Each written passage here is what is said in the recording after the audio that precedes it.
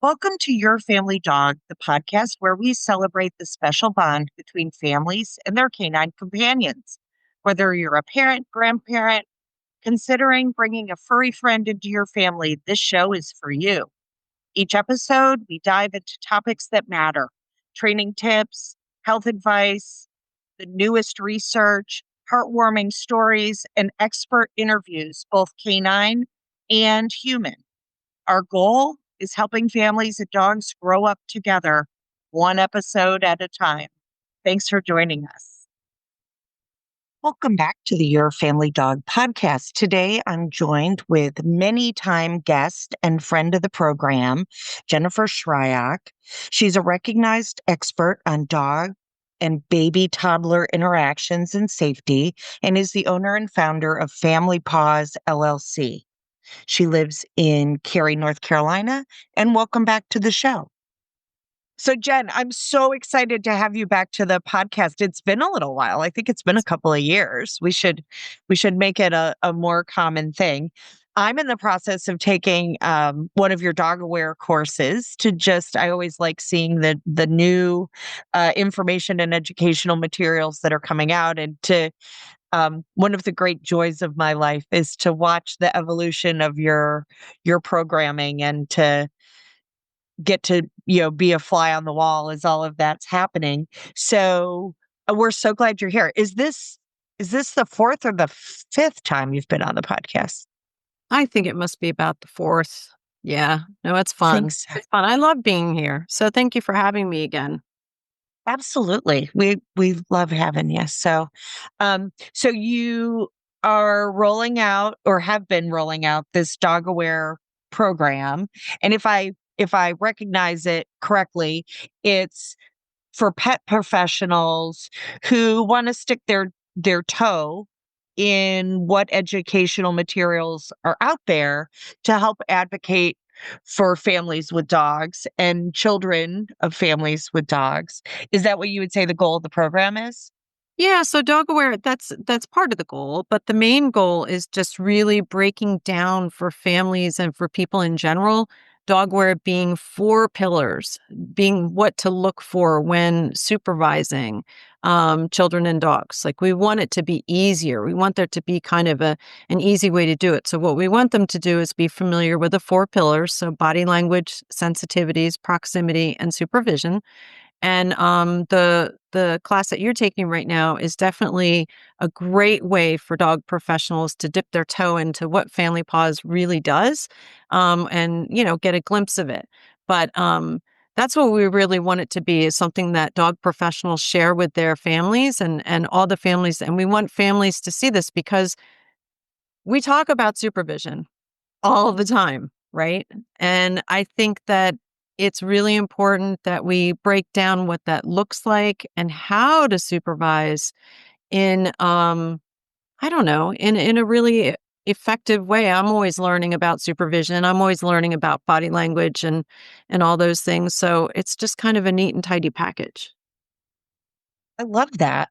So can you give a little blurb on each one, that the average family might learn something that they didn't know before?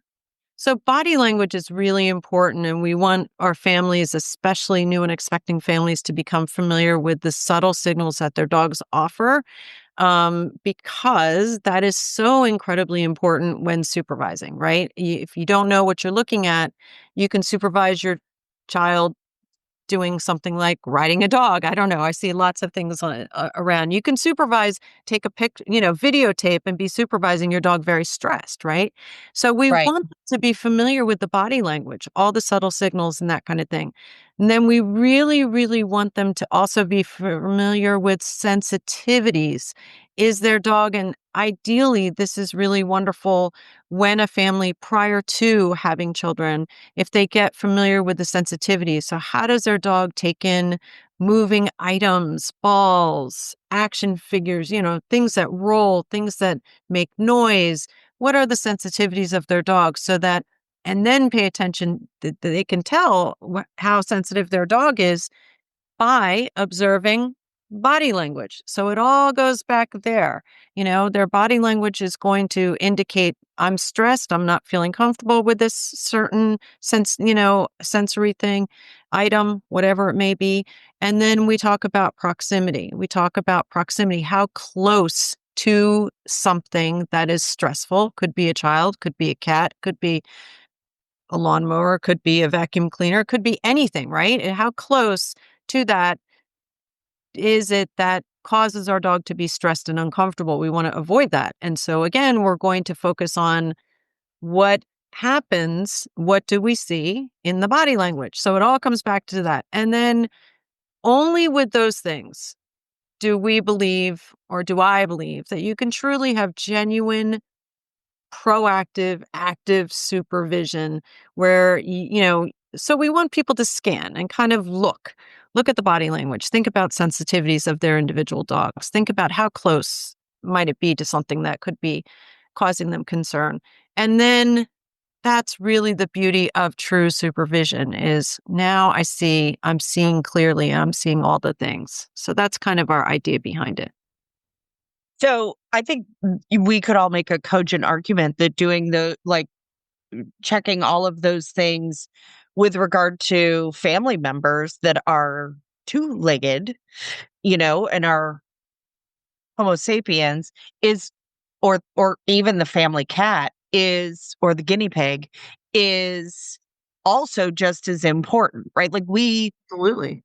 we can all go to school on what our child does when they're uncomfortable and how close do they have to be to the hot air balloon for that to be scary and for them to be stressed and uncomfortable. And how do they signal that perhaps even non-verbally? And, how do they express that with their body language? And what are ways we can advocate for them once it gets to that point? Um, I agree. I saw a adorable video on Face Space earlier today. This beautiful little girl, under a year old, with wonderful noise canceling headset on, Right. watching the fireworks. And she's sitting on dad's lap, delighting in the fireworks, Love with all the blinks and all the little itty bitty startles and the gales of belly laughter. And I thought to myself, like, thank goodness they brought the headset, right? Because that might not have been nearly the same Wonderful. experience. And it's a great way to introduce something. If I do sometimes wonder, like, if we could just, I don't know, cover my dog's ears so that I know. I can split the experience. So I do love that this program. I mean, I've been an educator for Family Paws for a long time. I can tell you Um, how long. exactly. Yeah, it's Actually, awesome. it's 2005. what is it? Because it was 2003 or 2006. It might be 20 years. Yeah, it was 2005. So it has been. Nice. Yeah. Yeah, so 20 years. So Congratulations. it's been really great watching the transition and the seasoning of the program as science improves and gives us more information, as we all, connect differently with the world even than we did 5 or 6 years ago. And I love that there's a lot more, at least I'm seeing, maybe it was always out there, but I'm seeing a lot more education for the world about kids and how Mm, kids do all these things and their developmental stages and their sensitivities and how to be more um being a hero for your kid as much as, you know, your program would advocate, like the children and the dog need and the dog. heroes. Yes. Yeah. No, I absolutely agree. Someone who's legally blind, I can assure you there is so much more out there for supporting the confidence and the inclusiveness, and it's beautiful. And I really think it's important, so incredibly important. Well, and even things like, in my classroom, I talk a lot about, we'll talk about just the difference in how dogs see. Like now there's really great apps that are free that I can put something, I can like take a photo, and on the top it shows you what the human sees, and on the bottom it shows you what the dog sees, right? Well, I Or want what that we app. think, I haven't or seen that. what we think they see, right? And it in many cases is quite different. For example, green kind of shows up as yellow. Okay. So it's a little bit shoutier in its own way. Um, but I've had tons of people who are like, "What? No, they see like we do." And I was like, "No, they don't. No, Like it's really different." Much like we don't, our noses are dumb in comparison to theirs. So, um, kind of grateful for that oh in some ways. yes. I mean, thank goodness we don't greet each other by sniffing one another's I'm telling butts. you, yeah, no, I agree with you there. Although at 5'3", I sometimes, as the world gets taller and taller and taller, I've arguably sniffed too many butts, especially it's one of the many reasons I don't like crowds. So when you're thinking in terms of observing body language, if I'm understanding this correctly, you're actually starting to teach dog professionals, even not just like, here, we're going to do ethology for our dogs, but also we're going to do ethology for the humans in the household or the cat in the household. We absolutely do go into a lot of information, especially in our 13-week program about child development and the all the senses of children too. It's incredibly important. You have to take it all into consideration. I think there's a lot of videos and images where there are children and dogs where you can see the child is completely unhappy and there's an interaction with the dog and the child is grimacing and we have to think like that's a lot for small children. Big dog with a big tongue and hot breath and all that is a lot for a small child. And so I want the well-being of both. Like I really, it's so incredibly important to me, and Bethany, who co-runs the program with me, that we're thinking about both in all I love considerations. that because I really feel like in the beginning, while we did dip a toe into that, like, I mean, part of the reason that I became a Family Paws educator was I have no biological children. Like, I adopted a teenager, I was a human foster parent. I know things about child development, but I've never been in the thick of having a toddler or having an infant that's colicking or school age kids who are passing around strep throat like it's their favorite Matchbox car. So, Yeah. um, so it becomes, well, and then culturally how things have changed, right? When you and I were young, 10 minutes How was ago, that? Oh my gosh. Yeah. um, if if the dog grumbled somewhere in the house while I was growing up, one of my parents would have yelled, "What are you doing to the dog?" Right? Because they knew their dogs so well that they knew that, like, a dog grumbling or God forbid, growling, it was really just grumbles most of the time, a dog going and then shaking off.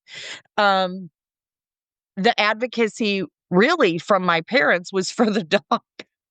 Which is how they Right. advocated for us, right? Because if they were teaching us what was acceptable and what was unacceptable with the family dogs, then that was keeping us safe and it was keeping the dogs from escalating.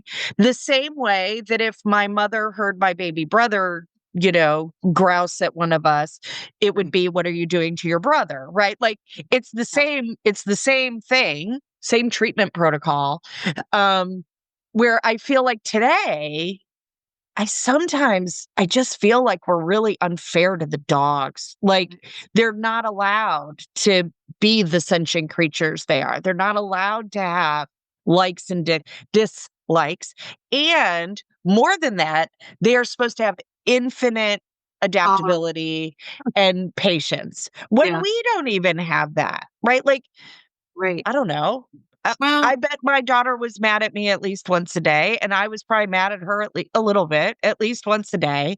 Um, and our relationship was really magical and is really great, and I love her to pieces, parts and back. So, um, I think my dogs are gonna be annoyed with me sometimes because they can't always do what they wanna do the exact moment they wanna do it. Like, Marco, who's laying next to my feet right now, would much prefer if we were cuddling in bed, but I have a podcast to record, so we'll have to cuddle in bed later, right? right. Yeah. They rely on us for everything. But I really, one of the beautiful things about this particular concept and program is that what I want is ideally for our new and expecting families and our young families to become familiar early on so that they're able to model um, appropriate, nice, gentle interaction, but they're also advocating by broadcasting the body language that they're seeing and teaching it very young. I think a lot of times we underestimate how much little ones are taking in. And so that's a big part to me. Toddlers are they're sponges, right? That, at 16 months, we have so much speech development going on and everything else that, there's lots that we can talk about and introduce them to. And so we really want to increase what people are seeing so that dogs are comfortable, so they're not needing to communicate with the growl, they're not needing to communicate in that way, and that they are being supported in a way so that if we do see signals such as lip licks, head turns, shake off, you know, whatever it may be, we say, I see you, got it. And we're going to support you. So I believe you and we're going to back you up. And so that it decreases the need for a dog to step it up and escalate. They don't have to continue that sequence of stress that leads to the growl. That's the beautiful thing. And that's what I want to see. That's where we want to go with this. We want to really make it fun. And I think, over the years, there's been dog bite prevention and lots of programs out there. But I just feel strongly and have felt strongly for it's what keeps me up at night is I feel so strongly that when people hear dog bite, they just say, that's not going to be my dog. It's not going to happen. And it shuts Right, off like, I have a good their dog, so my learning. dog Right. won't. My dog's a good dog. Yeah, he wouldn't hurt a fly. And we're not suggesting that. We're suggesting that dogs have a really, really, often very predictable things that they do. For example, if you run your hand along a dog, they might they might shake off, they might suddenly scratch themselves, they might do different things. There's certain things they might do. If you pull a leash out, they might sneeze. There's things that we can see, and that helps to empower our families to say, oh, you mean that the dog does that and other dogs do that too. Oh, there's some predictability to this. I think that gives a lot of comfort to families that it's not so much out of the blue that we hear about. We hear about all sorts of things that happen out of the blue. And I think empowering families, taking away that fear of out of the blue, I don't have control, and saying that there is some predictability to this and you are the expert on your dog. And you constantly I encourage you to continuously learn, grow, expand, develop your dog aware skills because it is something that is evolving as babies grow, dogs age. Got to keep growing. Exactly, right? Um, like most of us don't remember the last time we sang our ABCs to our child, that they didn't need us to do it anymore, or nor were we aware that the last time we tied a shoelace was the last time we were going to tie a shoelace, right? The same thing happens with our dogs. And so I see a lot of people. I'm in a college town, so I see families who maybe they're college students and they get a dog while they're in college. Um, and they're so cute when we talk about it because I'm looking down the line of, okay, you're probably going to have this dog 14 years. So by the time you're 35, do you think you may have started a family? Wow. And Right. And to that's not them, on their radar. Yeah. no, it is definitely not on their radar. So I've had to try to learn, like, how do I teach the concepts and really help prepare those dogs for life that's coming, even though maybe their humans don't see it coming. With children, but here's the thing. Children happen everywhere, right? You and I were talking about Exactly. at a time. They happen everywhere, whether you're an aunt, Every an dog uncle. is a family dog, They whether there's they a are child all. in your home or not, right? That's exactly right. So we should begin early. And again, it's the more I think that people are empowered to see what their dog is actually feeling, communicating, experiencing in their environment, the better. I mean, ideally we want them to be thinking about, is playing with a remote control car in the parking lot a good idea? If you do have children down the road, that can backfire. All sorts of things that people do with their dogs. Thinking about it long term, you know, is really hard for someone at the age that you're talking about. That's for sure.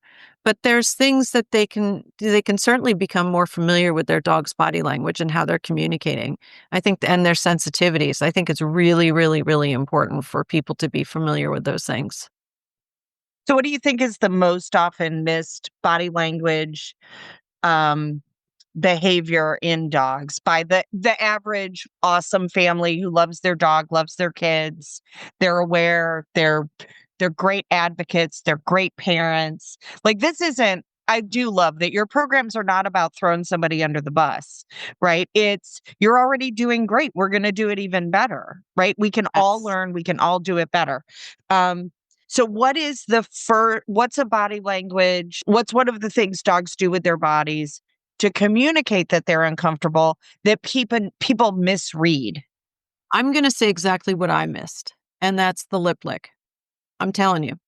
I'm telling you, I think that's one of the first things that dogs offer, and it is so subtle sometimes and so unexpected. People are not looking for it, and when they learn about it, though, you can't unsee it. You do see it. So, one of our assignments a lot of times I do is, watch lip licks for a week. Just pay attention because each dog does it just slightly different, right? Or some do it more than others, right? It just depends on the dog, on your individual dog, how they may use that signal or gestures. Some may not offer it all that much, while some are really big with it. So I really like to pay attention to those things. But lip licks, I'm telling you, I have pictures of my kids laying, cuddling the dogs. And I remember saying, to Andrew or David, go give Corrine a hug.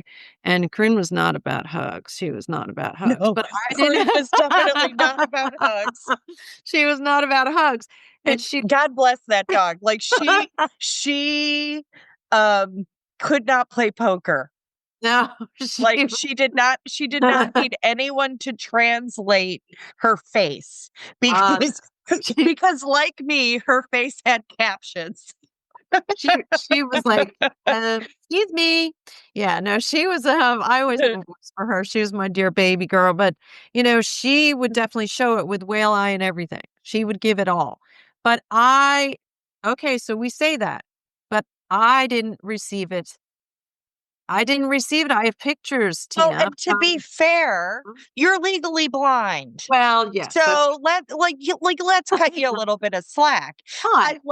I love that the fact that you're legally blind has informed how to recognize all these signals. I will also say to you, my experience with lip licks is probably about 50% of dogs do it while turning their head away Yes. from the thing that's stressing them. So if you were the mama with Mhm. one of the kids, David on your lap, and he was petting Corinne or trying to give her a kiss because you were encouraging it, because it's super cute. That's what we Um, think, right. her lip lick would have been with an eye roll. Like she didn't even have whale eyes. She straight up rolled her eyes. Yeah. And she would have turned her head away from David because she was so sweet, right? Like she didn't have an ugly bone in her body, but she just had boundaries. So, Oh, yeah. um, Corinne could have taught a class in Yes. boundaries, right? Yes. Like Moose could teach a class in parallel thinking and balls, right? Yeah, So, right. he had a Exactly. PhD in I can turn anything into a ball. Yeah. Just watch me. So so I think a lot of times when we're talking with families, I know I've sometimes given well-meaning, not great advice because the person who is, the dog's under the kitchen table they're working on homework with another child. The toddler comes over. That dog is lip licking and whale eyeing under that table, and I can't see shiz because I'm doing all of the things that mamas and dads are doing, or Yep. grandmas now. And so I more and more am having people video their own dogs while their dogs are like not, I'm going to get my training stuff out and video the dog during training. More like just in life. I'm going to Oh, just yes, baseline. video the Yes. dog and just see what they see. So one of my Um, first yeah, I'm with you on that, Tina, because one of the first things I like to have my families do is videotape your dog. Just call them over to you. Videotape your dog. Show me how you play and engage with your dog. I want to see basic stuff. Like show me anything. I use an app, Marco Polo, a lot where I just they're like, well, what do you want to see? And I'm like, I want to see your dog just being a dog, doing its regular stuff, so we can see how they use their body and what they do. It's every dog is a little bit different, and it's fascinating because we're all a little different too and how we use our body language and how we communicate. So it's naturally very interesting. It gives a lot of information. well, and like for us, right? That mama who has a toddler who's maybe pregnant with the next baby isn't, her body's not moving the same way. She doesn't feel the same way she felt with the first one. Um, Body language, sensitivities, all of these things change over time for us, for our kiddos, and for our pets. So, my cat used to, before he was 15, play with all the dogs with abandon. He arguably thinks he is a dog. And now that he's 15, he'll play with the dogs, but it's not as often. It's not as intense. Right. He's got kind of different rules about it. I'm And sure. Yeah. so, which is fine, right? Yeah. He's also, now he has a Doberman to try to play with, who's a lunatic. So, he's like, not so much playing with you, big boy. So, the same thing happens with us, right? Um, I think that's straight ethology, which is just like a big fancy word for observe what you Yes. observe. Don't attach a bunch of meaning to it or emotion to it right away, but just watch and see what you see. And Yes. sometimes that's almost easier. I could make a cogent argument with other people's dogs or other people's kids or other people's spouses. I would agree with that. Definitely. I think when you have your own dog, yeah, no, it We definitely is. love them so much that we're like, no, he loves that. And I'm like, he doesn't. He doesn't. I recently, you'll appreciate this. I have a wonderful, wonderful couple that a stray dog showed up on their property. She was injured, very fearful, skittish dog who, as she settled in, has decided that those are the only two humans that she likes. And any other living thing is obviously a problem. And so they've been coming to class and Sweet Girl is making wonderful progress. And I've probably given her more string cheese than her body weight. Um, and so the family that lives their life with her, the woman was saying, "No, she really loves you." And I'm like, "She doesn't even like me." And they're like, Interesting. "No, no, no, she loves you." And I'm like, and they're like, "But, you've given her a lot of cheese and lamb. Like, she loves you. She appreciates that." I'm like, "She doesn't. She doesn't. She thinks that I am a problem." And so I actually made the decision to allow a bite to happen Mm. because it was so entrenched in them Yeah. that because this dog was taking food from me, that meant that she wouldn't bite me, that she liked me, that all I did Oh, yeah. was gave her a treat, and then I didn't even reach for her. I just left my hand where it was. And girlfriend swallowed and then gave me a very polite bite.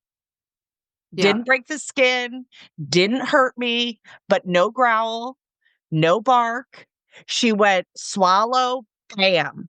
And the reason that I did that, it was a calculated risk, Right. was I was so afraid that they were going to put someone Oh, else, yeah. a child, a neighbor, the vet tech, someone else that the dog had taken food from, that they were going to accidentally put that dog in the situation and there was going to be a conflict and they would lose faith in her. Mhm. When she is magnificent, she Right. takes a long time. Mhm. She's very food drivey, which is great, but the dog will totally come in for the chicken and then bite the hand that feeds them. So It that's a doesn't mean that they're ready to have the interaction. Oh, yeah. That's one thing. You bring up a really good point because we struggle with this with our families all the time, where people think that a child in a high chair is a really good bonding activity. And I always say, not so much. Let's have the dog somewhere else because that child will have some food and the dog will go up for the food. But then when the little one goes to reach and grabbing is a developmental milestone, that's not part of the dog's rules. That is not part of the rules. So we often get bites at the high chair because, you know, people think it's a really great idea and a good bonding exercise, and absolutely not. So, because again, game Well, and I over after the suppose food's it gone. could be, right? It depends on the dog and it depends on It the depends on the child. time. If I Yep, have a child who's a look but don't touch kind of kid, it could be. might It be could be. okay. If I have a dog who is relatively bomb proof and thinks the little tyke is the best thing since sliced bread, then also might be okay, but it might And not. it And always so how do you depends. tell the difference? Yeah, you have to know your dog. You have to pay attention to all those different things and previous behavior and that kind of thing. You have to really pay attention. And I really like to have a dog doing something else while the child is eating just to prevent that because also children love to go, "Here you go. Here you go." Oh, sorry, I scared my piggy. Here you go. And everything goes to the dog. I actually just because it was fun taught my boy Windsor that when my daughter's hand went out to drop something, he would go to place. So that was super fun, but not anybody wants to do that. That took a lot of work. Well, and I will say, I and you know this, you and I have actually on occasion disagreed about this, and that's okay because I think two well-meaning people who are smart and know a lot of things can sometimes see things a different way, and that's totally okay. I do a ton of sequencing. I do a ton of when the kid does this, the dog does that, right? Yes. Because, Agreed. and I will totally teach a dog a cue the way the child can perform it today, Yep. not um, having to spend my life translating between the two of them. So, um, I do a lot of where are you supposed to be when the child's in the high chair, right? Right. Right. And the dog knows that the grand finale is going to be the child in some way releasing them to clean up better than I can. So I'm going to pick up the grapes and the raisins and, anything that would be the macadamia nuts and get those off the floor. And then I'm going to let the dog clean up whatever that child has thrown on the floor that's dog safe. Because I do think that that can be very, very bonding. Sure, sure, absolutely. And one of the things that I do with some kids and dogs when it works out really well is like after eating and after everything's done is we actually do a hand gesture or all done. So move away from where the food was and everything else. And that's when the dog can come and clean up whatever's on the floor. So there's a lot of different things, but it depends on the child. It depends on the dog. It depends on the abilities and the stage. It all varies. It all really does vary. There's lots of different things that we can do, including, and that's the big thing that I like to be very clever about. And how do we include a child in those situations with the dog in a comfortable way that it's comfortable for both? Yeah, it's So fun. what's this exactly? Well, so I don't know. I don't know if maybe we're just weird and it's not fun for everyone. I It's think it's just fun fun. for us. I think it's fun, right? Like I love going, wait, I just learned something new about my 13-year-old dog that I've lived with for 13 years. Like, look at that. Look at that thing he just did that Look how smart you, that yeah. I never noticed before, right? Um, so what is a signal from we're gonna play Stump Jen. That's what we're gonna do. So Okay. let's say a child is 8, Mhm. and what's a signal that parents sometimes miss that the child is not enjoying, is not comfortable with how the dog is interacting with them? I would definitely say more avoidance or behavior acting out.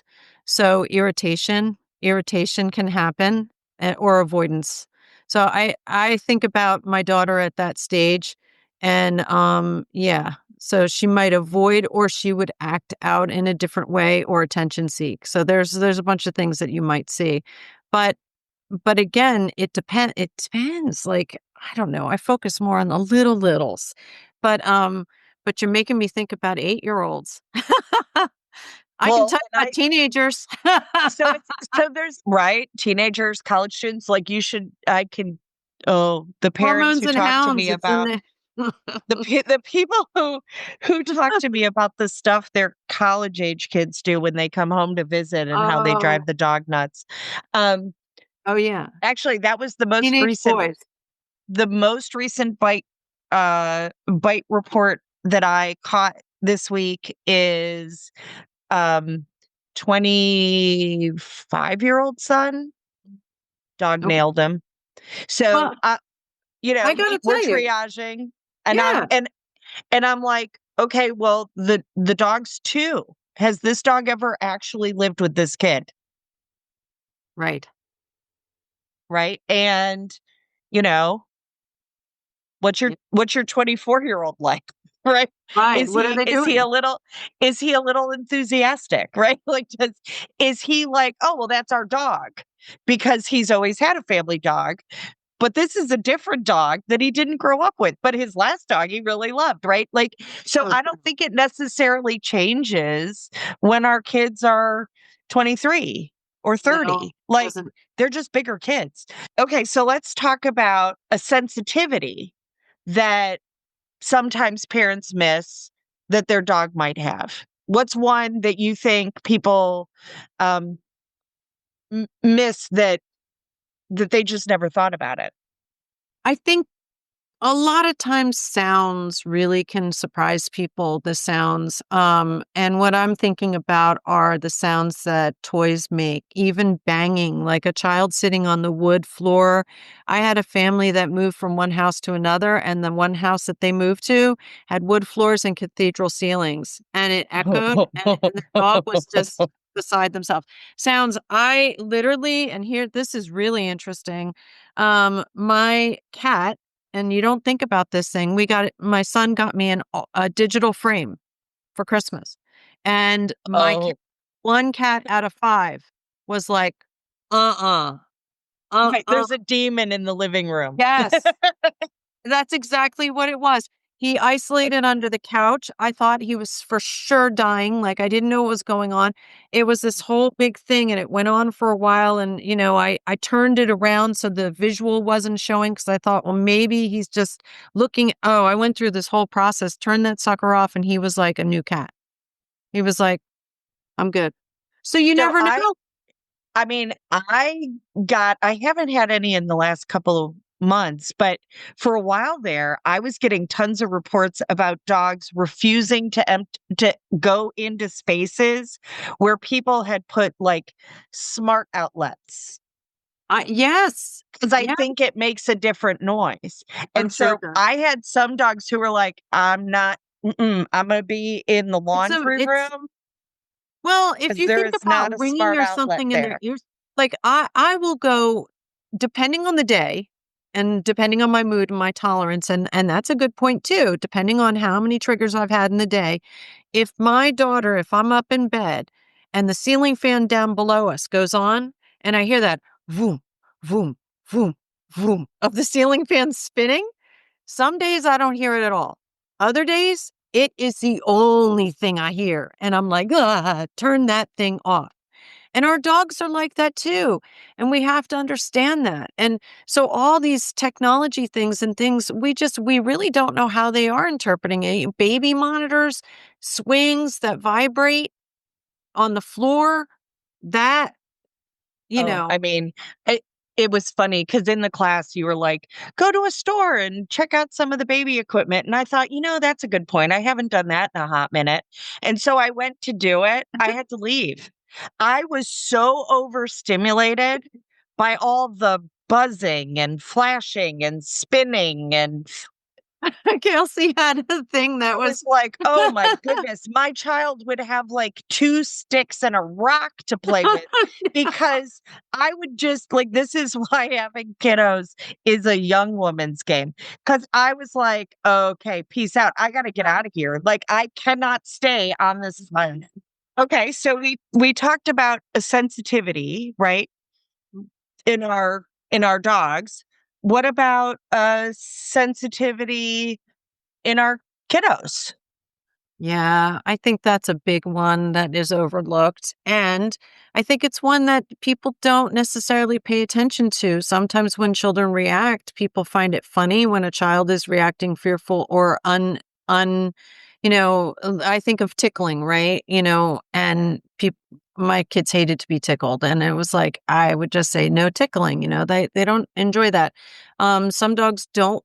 Some children aren't really comfortable with a dog in their space, and that needs to be respected too. So they might show it, tuck their hands in, they might grimace, they might sometimes when people are really uncomfortable, if a dog licks them, they might laugh out of discomfort too.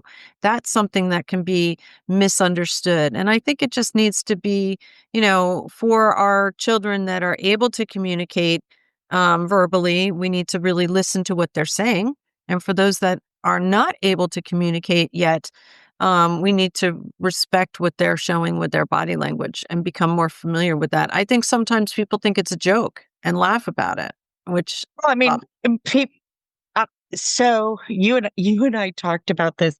Do you remember, um, there was a video that was, like, out on social media that was a a child at an amusement park on a mm, ride, and this child was straight up terrified, yeah, and the adults with the child were laughing, and I thought, and I tried to quietly, like, kindly, softly comment on the video and go, like, "Wow, this poor kid seems really, really scared. Like, I can't believe nobody's supporting her." And you would have thought that I took a poop in the middle of somebody's Cheerios, yeah, because all of the people who thought it was funny were like, "You're just being Debbie Downer." Blah, thanks, Karen, whatever, right, nasty thing they were going to say. exactly. I have seen, and I'm old, so, I've seen a lot of things, but I've seen this progression, even, whether it's kids, dogs, partners, whatever, where there's like a mean slash funny continuum, and it sometimes gets out of whack. I And agree. and I'm like, "Okay, I'm not sure that's actually funny." I think that's, you and I would have talked about 10 years ago, the person who's teasing the chihuahua, Yeah, who's, exactly. like, all snarly and angry, and they're like, "No, he's playing." And I was like, "Is he? Because Right. And when he shows how he's really feeling to someone else, it's not going to be cute and funny. It's not going to be cute and funny. right, like, in 3 years when he does that with your toddler who pulls up on the side of the sofa, is that gonna be cute and funny, or are we gonna be mad at the dog? When we've taught the dog, I guess this is, I try to assume competence, right? Mhm. That if you tell me you're feeling something, I assume you're feeling it. I might not be feeling it. I might think you're wrong. I might have a whole bunch of reasons why I think you're misreading a situation or you shouldn't feel this way. But in the end, you feel the way you feel. And Right. our dogs feel the way they feel, and our kiddos feel the way they feel. Now, does that mean that they never have to do anything that they perceive to be unpleasant? Of course not. No. Right? I sometimes have to put a bra on even when I don't I want to, know. I know. Darn it. I right? know. Yep, my dog just came back from the groomer. Did she love it? Nope. But it's something she needed to do. I don't love the bill either. But anyway. And so I'm also going to, at the same time, I'm going to work to sweeten the deal, right? I'm going to try to get the dog less sensitive or the child less sensitive about the thing or desensitize myself to the thing. Or I sometimes will just white knuckle it. I'll be like, you know what? This mammogram's happening.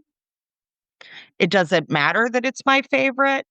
I don't have a vice at home that I can Yes. practice on Can't my own. practice thing. So I'm just going to promise myself, a nice glass of wine tonight when I get home, kind of thing. So I love that the program really, I think at the beginning we were like, oh, safety, safety. And I think a lot of people were like, yeah, but my dog's never going to be a problem. Like, I have a golden retriever. It won't ever be upset. And I'm like, well, when your golden retriever is 18 Oh, and your yeah. toddler is jumping off the back of the sofa, landing on the sleeping, deaf, blind dog who It's has going to be. arthritis, he might have an opinion about that. Yeah. Um, and so I love that the advocacy is becoming in all of the directions, including for parents and grandparents, to say like when the grandparents come over, they're really not here to play with the dog. They're really here Right. to interact with their grandchild.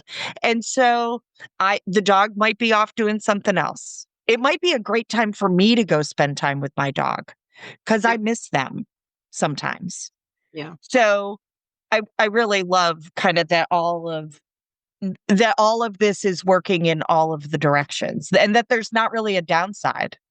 Well, thank you. I mean, it's so important to me that we look at it from the perspectives and we keep progressing and moving forward. And, we're looking at welfare, really the total welfare. And I think just welfare of the dogs and children and families in general. It's so incredibly important.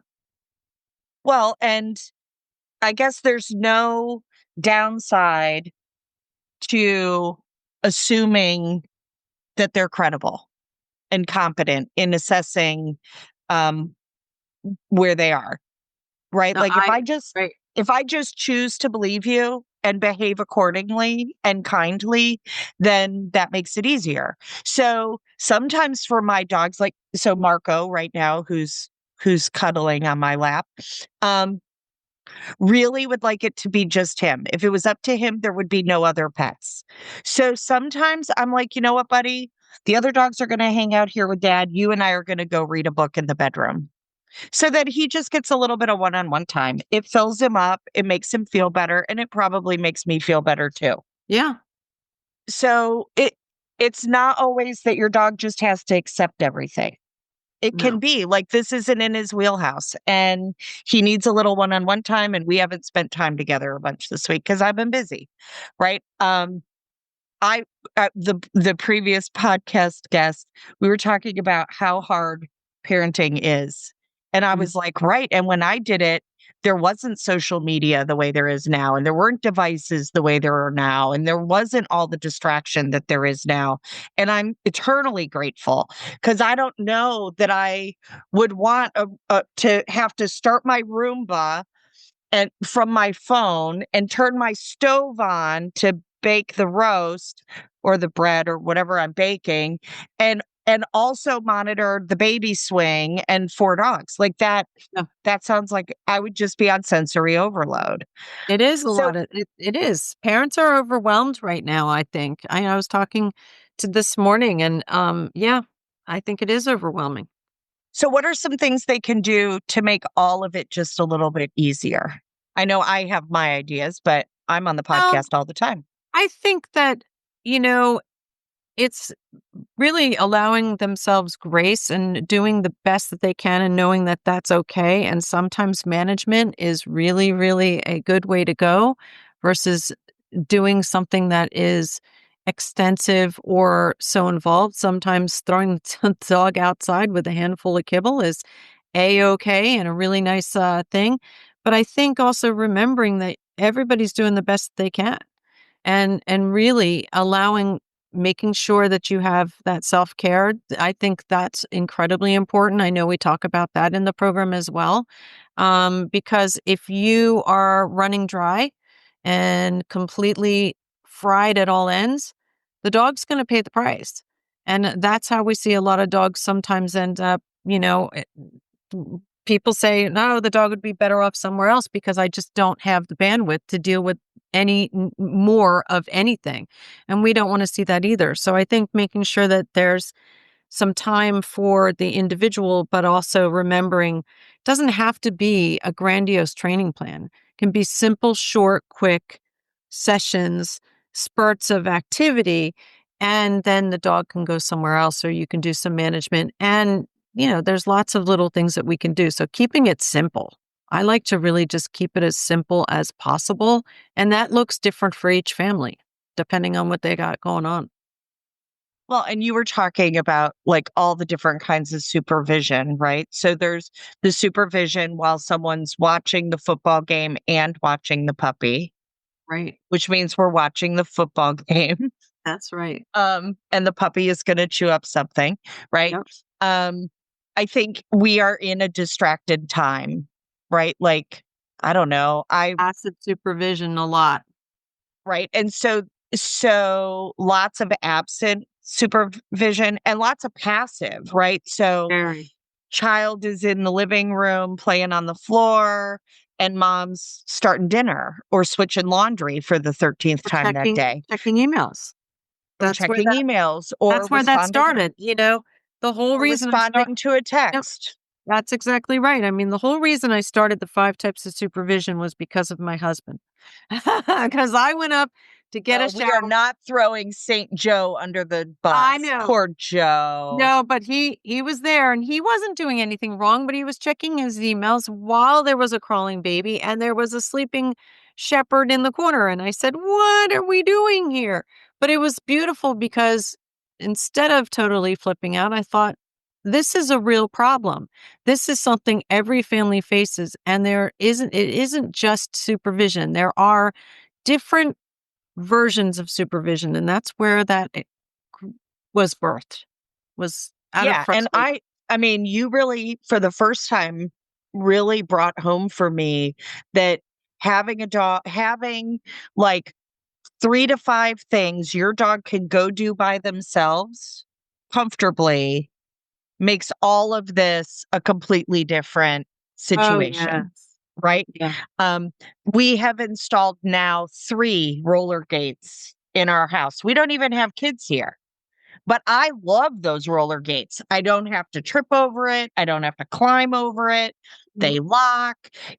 I can keep one dog, if Marco's being extra, has big feelings that day, he can have the bedroom in the hallway. Yep. And, the goofy Doberman puppy can have the living room. And I can be in my sewing studio with the old man, right? Who's just gonna lay on the dog bed and turn oxygen into carbon dioxide. So Mhm. it's, being able to make my life easier by putting those management pieces into place so Yeah. that I don't have to reinvent the wheel every time I'm turning around. Yeah. Um, like that was huge. Even it being a foster parent and then an adoptive parent. Um, Having a list of consequences Mhm. already written down, hanging inside the cabinet door, so I didn't have to think of one was great, right? Or having a list of chores the child could do and what value that brought. Right. Or things my child can do when she's bored, right? She can make a list of That's things huge. she can do when she's bored that she can refer to and adjust whenever she likes, right? Um, those kinds of things. And then God bless, any of the subscription kind of stuff, right? That I can order Earth Animal No Hides and they will arrive at my house on a regular schedule Yes, and I won't have to forget. Right. I that's won't have to run out because, oh my gosh, it's it's 4th of July Eve. oh, And yeah. and And you I don't have forgot to yeah. pick up the no hides or the beef cheeks or the bully sticks or stuffed kongs or whatever. Yep. So Whatever it I is. really I think more and more I do a lot of coaching families on don't buy one Kong, buy 6 Kongs, right? Stuff 6 at the same Constantly. time and stick them in the freezer. Like it'll be great. Right. Like do it so that and make that part of your dog's calorie intake, make that part of their enrichment, make that 100%. part of, at any given point during the day, I am going to take some private time and the dog can go in their crate or behind a gate or in the backyard and chew on their Kong and enjoy that yummy goodness. Yep. It makes all of it better. Oh, it does. It does. I love when I have a freezer full of goodies. I love it. Even now, even though I don't have little ones, I have gates up too. You should see our house. We have management. We have constant management going on. And we have constant, goodies in the freezer just in case a thunderstorm comes out of nowhere. Um, we've got something for them to do. Yeah. No, it's Right. important. And also, like, I'm geeky enough that I time stuff, right? So I knew that my foster children would play on a slip and slide for 3 days, give or take 17 minutes. So, like, anytime it could be the dead of winter. Their lips could be blue in the house. If I set up the slip and slide, they would have been all over it, right? So let's say I wanted to get dog toenails cut. And maybe not all my dogs love getting a mani-pedi. It was an easy thing to say to the kids, like, here, I'm going to set up the slip and slide for you. Mhm. You guys can have a blast with that. There's snacks out here. Invite your little friends in the neighborhood over to play. And I'm going to be in the house doing dog toenails. Yeah. Right. And taking the time and just putting music on for me. I'm still checking out the window. I'm still keeping an eye on what's going on because, there's a decent chance somebody's Accidents going to hurt happen. Yeah. themselves. Yeah.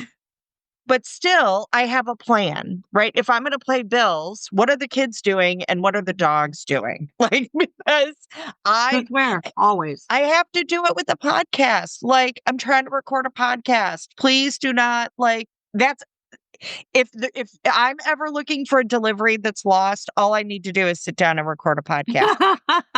Every delivery service will ring the doorbell while we're doing Of that, right? course. Um, so if ever you're missing something, just get on. It used to be get on the phone. That's how it would happen. Now it's get on a call on Zoom. So when you're talking about supervision, do you find most people kind of end up accidentally landing in passive when what we really want is proactive? Yeah, we want proactive and active's really hard, but proactive, yeah. So, but if they are in passive, we can what I like to do is just have them kind of, ask if you had to guess, what would you do to improve this situation? If you had to guess what might make this proactive supervision, because we'll look at that. But yeah, a lot of people do because we are just such a busy, it's impossible. People have kids in daycare, come home. It's a busy time of day. So I really like to sit down with families and go through their daily routines, look at their pinch points in the house, where the grumble zones, growl zones are, make sure that, all the different things that we are looking at and figure out the time of day and the schedule and that kind of thing when we need to distribute those frozen goodies, where we need to put up gates, all the things. And that's really what we do. We really help them to make it easier. And it's amazing when you start to implement those things, how people can breathe again, how they just go, oh, gosh, thank you. I didn't think about a gate in that location. It makes a world of difference. Or putting up a room divider so that it is a double barrier so that there's a gate and a visual blocker, or whatever it is that we do. sometimes it does appear like magic, although it never is. It's just a matter of brainstorming a lot of different things. Well, and you'll laugh. I bought an iris. I have two of them actually. An iris pet pen that has the drop pins, so it's super flexible. So I used to use it across like a big archway, or I could use it outside, inside, and I used to loan it out to families, usually with like crawling and toddling. That was usually when they kind of needed it. And I always thought of it as, okay, we'll put the dog in the X pen. Mhm. Almost every single family has a snuffle mat for the toddler that is separate from the dog snuffle mat. And it was 50-50 whether it was easier to put the baby in the X pen or whether it was easy to put the dog in the X pen. Right. Yep. So and it was cute. You and I talked about this too, that like when we were kids, we had playpens. Yes, we I'm did. so glad playpens are back, right? Because your child could be safe playing in Yes, the they're playpen while you designated go to the areas. bathroom, right? Like you don't, it's so hard. I don't Yeah. know. I honestly, like, I think back and think, like, how did I ever pull this off I that we all you know made it? what? I look back at pictures and think I had 4 kids and 4 dogs, and I don't know what I was doing, but I was doing. I was And it doing. was good, and it was good enough. And I think that's the one thing I worry about a little bit is, Mm. you know, I see let's say I'm, in the store where I teach group classes and a family comes in with their new puppy and their 3 kids and I watch stuff going on and sometimes I just don't want to say anything. I just want to be like, are they going to be okay? Like, is this going to be okay? Or is this actually going to be a problem? Because it's so hard being a human, being a parent, being a dog owner. Your vet's telling you one thing and the trainer's telling you something else. And then your neighbor Mildred is like, you should rub his nose in it. Yeah. And then you turn on the TV and this show says you're supposed to do this and that show says you're supposed to do that. Um, Then you and get on social parenting's media of that any way. kind, and it's the social media Oh, of any kind, and it's forget it. It's Forget it. like competitive parenting. Yeah. It's the real war on people It's very is hard. like this comparing and shame. Like I don't have to do it the way you do it. I'll do it just fine, thanks. And so sometimes I don't mention this stuff, at Right? least not in that moment. No, I you might can't. I might later on say, "Hey, so I was watching Rufus with Timmy and I'm curious, like, Mhm. when they blah, blah, blah, have you seen like one of them getting tense? Like, it seemed like the puppy was a little tense, and I'd like to help him with that." And so I like to think I'm getting slowly better at my craft of not going, "What are you thinking?" Because Right. we were all fiery when we were young. Oh, yeah. Um, and so I think for me, the message for families is you're doing great. Yeah. If you want help, we can do it even better, right? We can do the dog better. We can do us better. We can, I can say to a mom, make yourself a priority for 10 Yeah. minutes a day. Like, Yes. even if it's only 10 minutes a day. Mhm. And if and I really like to encourage that, that short in fun interaction with the dog, even if it's just eye gazing for just a brief moment, if that's the thing that you do with your dog. I mean, for me, that was a heartwarming thing that one of my dogs, some dogs enjoy it, some dogs don't. But just that moment where you catch your dog's eye and you just like, I love you, and you get that oxytocin rush. I mean, it's worth it. That eye contact for that brief moment, that soft moment really, really, really is. I mean, we underestimate that, but when we stop for that moment and just have that moment with our dog, it's really important because I do think that with families, they forget that time and they forget why they have a dog. And I think it's really important to keep those bonds going. So even if it's 5 minutes of I talk about holding my baby in a carrier, putting music on and doing just going from room to room and having my dog look up at me and smile and I smile and say, "Okay, let's walk to the next room," or whatever. Just different things, but remember those small connections matter. So even it doesn't have to be a big grandiose thing. And I think and remembering that that's enough, but it's important to get those times in for you and your dog.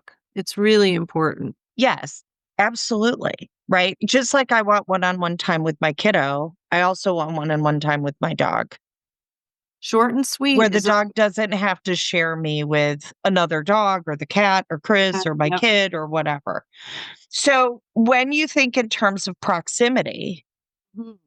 what are pieces that I mean, I know pieces I think people miss, but I'm curious what pieces you think we sometimes get a Oh, gotcha on because it snuck past us. yeah, well, literally snuck past us is the key phrase there, right? Because, what happens is a family gets very comfortable with their little one, and then their baby starts to, everything's good, and their baby starts moving and crawling. And this is where we really run into some complications that the child closes that it goes too close to the dog, and the dog is offering a lot of body language and there's that discomfort, and so that's where we often run into that growl or snap, and just that too close. That this is where we say invites decrease bites, and I also say a dog and baby on the scene, a parent in between. Those are game changers and literally life saving phrases that I just can't tell you how many times I see an infant, not an infant, but a newly crawling baby go up to a dog. Not the first time. It's happened many times before. But we wanna prevent that. We wanna prevent that. We wanna remember that our dogs don't necessarily like to be approached in that context. That can be Well, and really then all the toys and all the equipment take up a ton of space, and so dogs get pinched, they get cornered Oh, yeah. when from our perspective, it doesn't really look like the dog's cornered, but if I crawl around on my hands and knees, I'm like, "Oh, we need an escape route right here." That's right. Right? Yeah. Yeah. So Absolutely. recognizing that if you brought the Amazon boxes in and set them on the floor and you haven't unpacked them yet, that hallway just got narrow. Yeah. Now you have a grumble zone or a growl zone, and you also have a space that for some dogs looks really frightening and scary. I mean, there's some dogs that any new item is like, "Whoa, hold on." You know? I actually Well, have a golden retriever like and that. then there's the dog that didn't know that that stuff was in the foyer, and somebody goes walking past the picture window, and the dog goes hauling towards the front door and knocks the toddler out of the way Right. because they didn't expect 3 Amazon boxes to be sitting there with toilet paper in them. So, I think in terms of like, okay, sensitivities, but sensitivities change minute to minute. Minute to I minute. I mean, I had a dog that's boarding with me, one of my best friend's dogs. Um, I took her outside last night and there was no rain, there was nothing. All of a sudden, crack of thunder. And she was like, "Peace out, we're going in the house." Um, Thank goodness I really hold on to her because she was leaving. Like she was Yeah. not waiting to ask questions. Or we got a new Roomba, as dog trainers do.